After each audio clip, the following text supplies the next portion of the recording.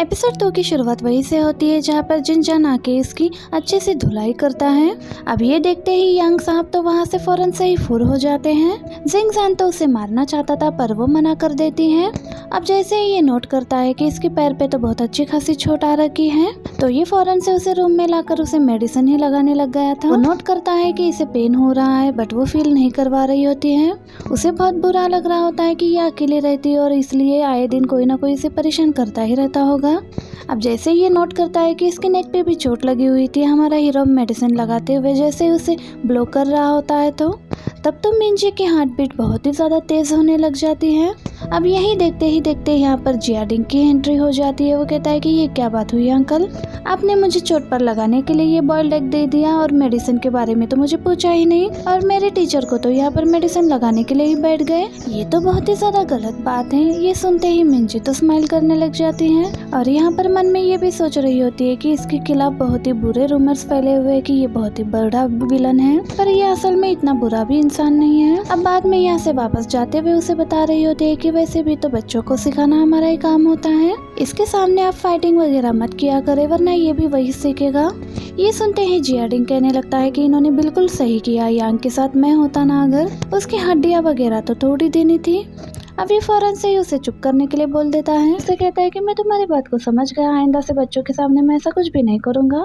आप बिल्कुल सही कह रही हो। ये कहकर वो जियाडिंग को लेकर वैसे जाने लगता है। अब नेक्स्ट डे दिखाया जाता है कि जियाडिंग के सामने नहीं लेकिन उसके बाद में इन दोनों ने उसे पकड़ ही लिया था। उस यांग को पकड़ने के बाद ये उनसे पूछ रहे होते हैं कि तुमने ये काम किसके कहने पर किया है। अब इन्हें तो पता चल ही जाता है कि ये तो फैंग का कजन है। वैसे वो तो कह ही रहा होता है कि आपको कोई गलतफहमी हुई है, मुझे ये सब करने के लिए फैंग ने बिल्कुल नहीं बोला था। वैसे भी मैं पार्टी में बहुत ज़्यादा ड्रंक हो गया था और वैसे भी पार्टी में मुझे मिंची बहुत ज़्यादा अच्छी लगी, मैं तो बस उसका दिल जीतने के लिए ही पहुंच गया था उसके घर पर। अब ये सुनते ही हमारे हीरो को गुस्सा आ जाता है और कहता है कि क्या दिल जीतने के लिए, किसी के साथ जबरदस्ती करना तुम्हारे यहाँ पर ये मतलब होता है इसका।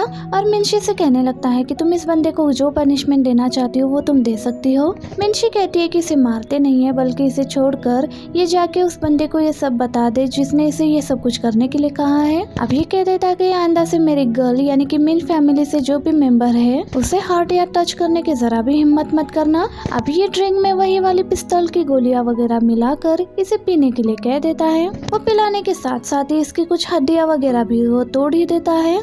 इसके बाद वो यांग पहुंच गए होते हैं फैंग के पास और उसे कहता है कि तुम्हारे कहने पर मैंने उस लड़की को परेशान करने के लिए चला गया था, अब तुम्हें देखो उन्होंने मेरा क्या हाल कर दिया है।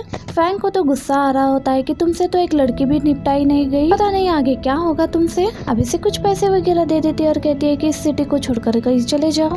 अब नेक्स्ट डे हमें दिखाया जाता है कि फैंग मिंजी से ही अपोलोजाइज करने के लिए आ गई होती है। मैं जानती हूँ कि मेरे कजन की वजह से तुम्हें इतनी सारी परेशानियों से गुजरना पड़ा, प्लीज मुझे माफ कर देना। खैर कोई नहीं, कंपनसेशन के तौर पर मुझे पता है कि आप लोग जो मूवी बना रहे हो उसके लिए आपको एक्ट्रेस चाहिए तो सही, मेरा एक फ्रेंड है डिंगू से इंट्रोड्यूस करवा दूंगी मैं आपको। ये फैंग मैडम तो सिर्फ और सिर्फ जिनजान के सामने अच्छा बनने का नाटक कर रही होती है। अब मन ही मन में ये कहते हुए वहाँ से जा रही होती है कि अब वो तो मुझसे बिल्कुल भी नाराज नहीं होगा। अब ये तो समझ ही जाता है कि मेरी वजह से ही फैंग ने उसके कजन को कहा होगा कि वो तुम्हें परेशान करे आकर, तो ये इसलिए मिंजी से कहता है कि मैं तुम्हें कंपनसेट करने के लिए तैयार हूँ, बस तुम बोलो कि तुम्हें क्या चाहिए। अब ये सुनने के बाद तो वो आगे से बिना हिचकिचाई से कह देती है कि मुझे और पैसे चाहिए, कहती है कि मेरे लिए तो वही बहुत है। अब ये सुनते ही ये तो स्माइल ही करने लग जाता है कि वाह, इसे तो हर वक्त पैसों की ही पड़ी रहती है।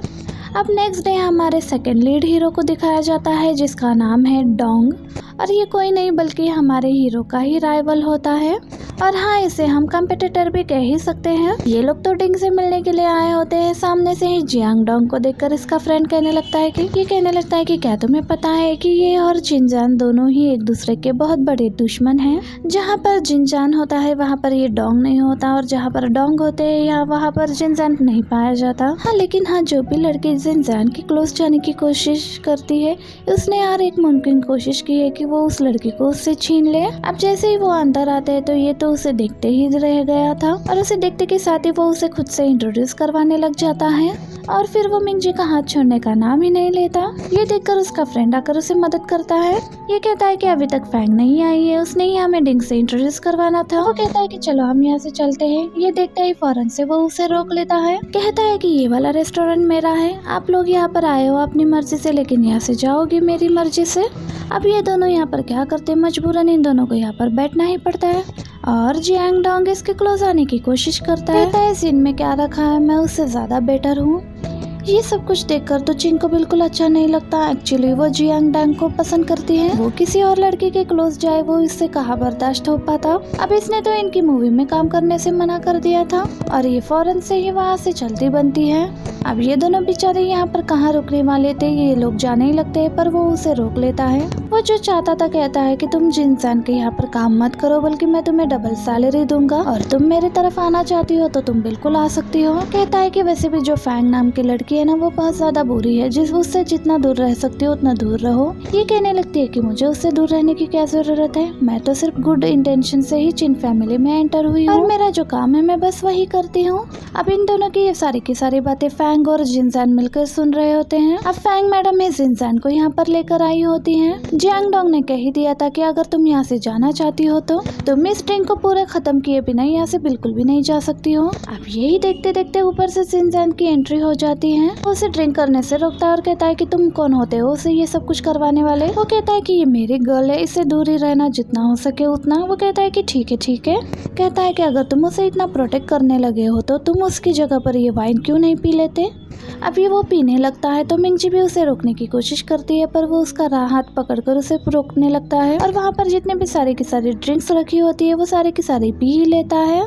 अब यहाँ पर जियांग डोंग तो सोचने ही लगा था कि काफी ज्यादा इंटरेस्टिंग, वरना आज तक किसी की भी साइड इन मिस्टर ने नहीं ली है जितनी ये तुम्हारी ले रहा है। अब ये सब देखकर तो फैंग को भी बिल्कुल भी अच्छा नहीं लग रहा था कि ये क्या बात हुई, इस लड़की के खातिर उसने इतनी ज्यादा ड्रिंक कर ली। अब बाद में मिंशी को फिक्र होने लगती है कि मेरी खातिर ही जिनसान ने इतनी ज्यादा ड्रिंक कर ली, सो वो उसके लिए मिल्क एंड ग्रेप्स लेकर जाने लगती है। यहाँ पर जिनसान की हालत बहुत ज्यादा खराब हो गई होती है, तो ये आकर उसे कहती है कि आप ग्रेप्स खा लेंगे तो आपका नशा उतर जाएगा। ये सुनकर वो कहता है कि मेरा हैंगओवर उतारने के लिए ग्रेप्स किस काम के आएंगे, और फिर कहता है कि वैसे भी तो इन्हीं ग्रेप्स के तो वाइन्स बनती हैं। तो मिंशी उसे कहने लगती है कि नहीं, ये वो ग्रेप्स नहीं होते, वो कोई और ग्रेप्स होते हैं। तो वो कहता है कि चलो अच्छा ठीक है, मैं तुम्हारी बात को मान लेता हूँ। और फिर कहता है कि ठीक है, मेरे हाथ गंदे हैं क्या, तो मुझे खिला दोगी। और फिर वो भी उसे खिलाने ही लगी थी, वो तो बस इसे टीज ही करने लगा था। इसके एक बार खिलाने के बाद में तो वो खुद ही खाने लग गया था ग्रेप्स को लेकर।